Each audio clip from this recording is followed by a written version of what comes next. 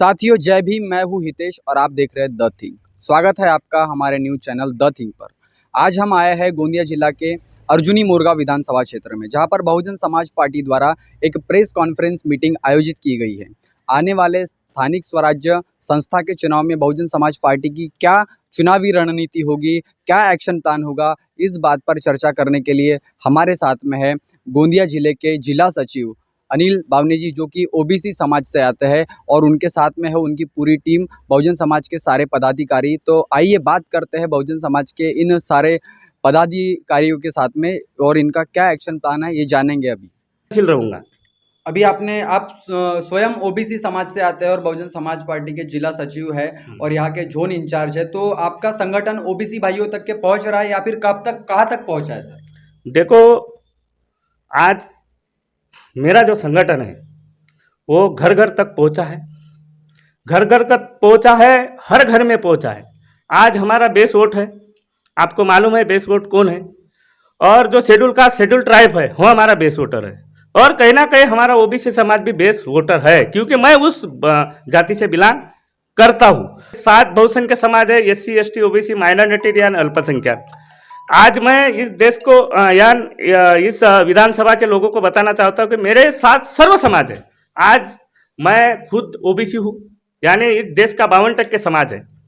इस 52% समाज का मैं खुद एक नेतृत्व कर रहा हूँ। और शेड्यूल कास्ट की बात है तो मेरे जिला संगठन मंत्री माननीय सतीश जी वैद्य जी ये भी नेतृत्व कर रहे हैं।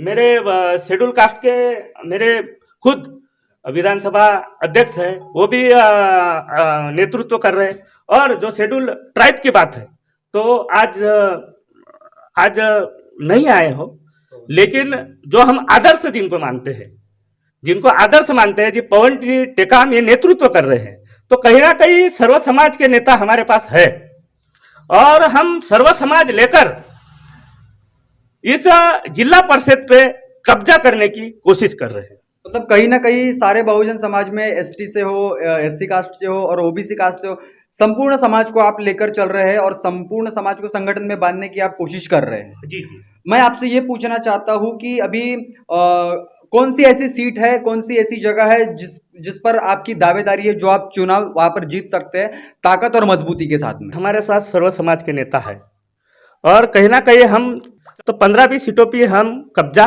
कर रहे हैं। अभी जैसा आपने बोले कि हम लोग मतलब नाम ओपन नहीं कर सकते, लेकिन आप ये बता सकते हैं कि आप उम्मीदवारी कब तक के जाहिर करने वाले हैं? मतलब इस चुनावी क्षेत्र में आप किन किन सीटों को लड़वाना चाहते हैं और कितनी कितनी जगह आप देना चाहते हैं, ये मैं आपसे पूछना चाहता हूँ। हम पूरे विधानसभा में उम्मीदवार देंगे। उम्मीदवारी जाहिर कब करने वाले हैं? देखो, उम्मीदवारी जाहिर करने का जो मकसद था, मैं खुद लड़ने वाला हूँ और मेरी सीट है डवा क्षेत्र, डवा जिला परिषद क्षेत्र। और कुछ कुछ जगह हमारे उम्मीदवार भी तैयार है, शेड्यूल कास्ट के हो, शेड्यूल ट्राइब के हो, या अल्पसंख्यक के हो, या धार्मिक अल्पसंख्यक के हो, पूरे उम्मीदवार हमारे पास तैयार है और हम कुछ ही दिन में उम्मीदवार उतारेंगे। अभी हम लोग यहाँ पर बात कर रहे हैं कि बहुजन समाज पार्टी की आने वाले चुनाव में क्या क्या रणनीति है। साथ ही हमारे साथ में संगठन मंत्री जिला संगठन मंत्री सतीश वैद्य जी है। इनसे हम पूछना चाहते हैं कि सर किस प्रकार से इस चुनावी रणनीति में बहुजन समाज की और बहुजन समाज पार्टी की क्या आइडियोलॉजी रहेगी? सबसे पहले द थिंक इस टीम को और उनके जो सब्सक्राइबर है, इनके जो व्यूअर है, उनको मेरा क्रांतिकारी जय भीम।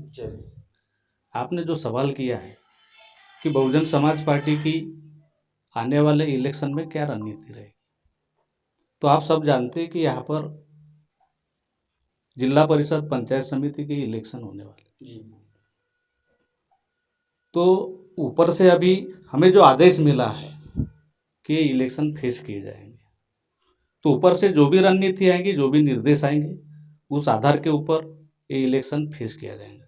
इसमें हमारे जो साथी है, कुछ पुराने हैं, कुछ नए हैं, उनको सबको साथ में लेकर इस इलेक्शन को हम लड़ेंगे, पूरे ताकत से लड़ेंगे। मतलब सामाजिक भाईचारा बनाकर सभी वर्गों को साथ में लेकर चुनावी रणनीति को चुनावी रणनीति के ऊपर प्लान करने का जो काम है और इस चुनाव को सक्सेसफुल करने का काम है और इसको जीत कर दिखाने का दावा यहाँ पर बहुजन समाज पार्टी द्वारा किया जा रहा है। विधानसभा अध्यक्ष कैलाश राउत जी, तो सर मेरा आपसे ये सवाल है कि बहुजन समाज पार्टी जो कि इस क्षेत्र में स्थानिक लेवल पर जिसका अच्छा वोटर है और कैडर बेस्ड वोटर जिसको हम बोलते हैं, तो क्या आपको लगता है कि 14 की 14 सीटें अगर आप जीतने की दावेदारी रखते हैं तो आपका मतलब इसके ऊपर क्या आइडियोलॉजी लोगों तक आप पहुंचाना चाहेंगे? सभी यहाँ कार्यकर्ता को जय भीम और आप तुम्हारे द थिंक चैनल को भी जय भीम। जय भीम।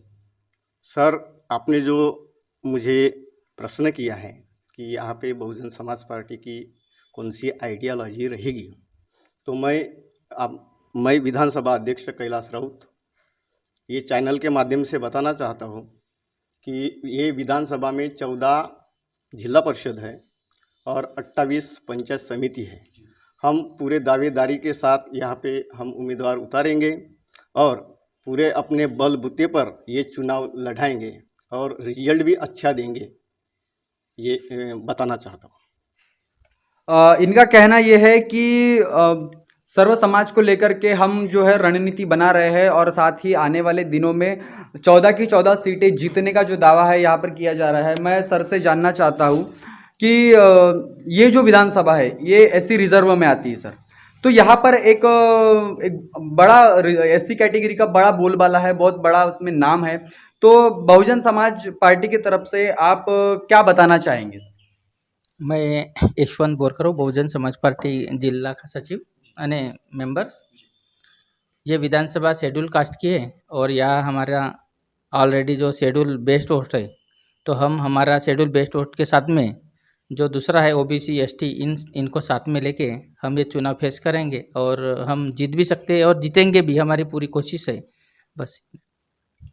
कांग्रेस बीजेपी ने पिछले कई सालों में हमारे देश में इस देश के युवाओं को, इस देश के किसानों को और इस देश के हर उस नागरिक को सताया है जहां पर बढ़ती हुई बेरोजगारी, बढ़ती हुई महंगाई, इस दौर में भी अगर आप देखा जाए तो बहुजन समाज पार्टी इन दोनों पक्षों को, इन दोनों पार्टियों को टक्कर देने का काम करती है, क्योंकि मान्यवर साहब कांसीराम कहते हैं कि साथियों हम इस देश के राजा है और जो कौम राजा होती है उसका समाज हमेशा ताज़ा होता है, उसका कभी शोषण नहीं होता।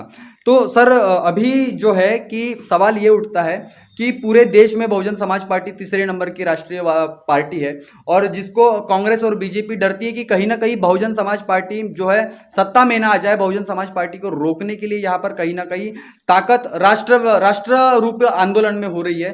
तो क्या आपको ऐसी दिक्कतें आती है समाज में जब आप लोगों से बात करते हैं, इंटरेक्ट करते हैं, क्योंकि आप खुद एक ओबीसी समाज से, और जब आप लोगों को आइडियोलॉजी समझाते हैं तो क्या सर, क्या रिएक्शन होता है?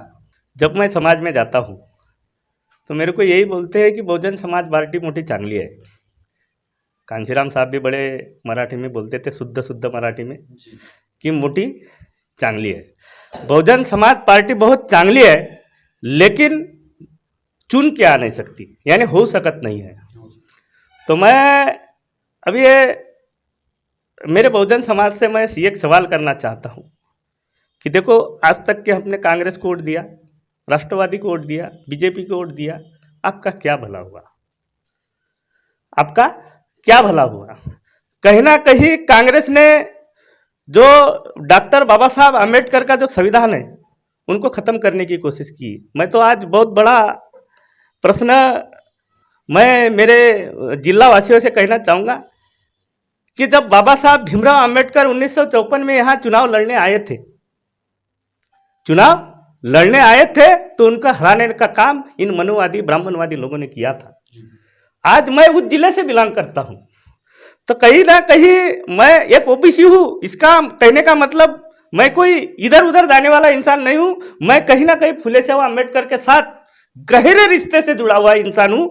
और मैं आज इस द थिंक के माध्यम से बताना चाहूँगा लोगों को कि मैं कल भी बीएसपी का था, आज भी बीएसपी का हूँ और आजीवन रहूंगा। का कहना ऐसा है कि बहुजन समाज पार्टी को कहीं ना कहीं यहाँ पर फायदा होने वाला है, क्योंकि अभी केंद्र के सरकार ने जो है तीनों कृषि कानून वापस लिए, उसका कहीं ना कहीं असर जो है महाराष्ट्र में होने वाले चुनाव पर, इवन यूपी में भी होने वाले चुनाव पर होने वाला है। तो अभी तमाम कार्यकर्ता और पदाधिकारियों से बात करके हम इस बात विषय पर पहुंचे हैं कि बहुजन समाज पार्टी की इस चुनाव क्षेत्र में बहुत निर्णायक भूमिका रहेगी, कांटे की टक्कर होने वाली है, क्योंकि राष्ट्रवादी कांग्रेस और बीजेपी जैसी तमाम पार्टियां बहुजन समाज पार्टी को महापुरुषों के आंदोलन को रोकने की कहीं ना कहीं कोशिश बाबा साहब के दौर से करते आ रहे हैं, और उस आंदोलन को बढ़ाने के लिए यहाँ पर तमाम कार्यकर्ता और तमाम जो कैडराइज वोटर्स है इन्होंने अपनी कमर कस ली है।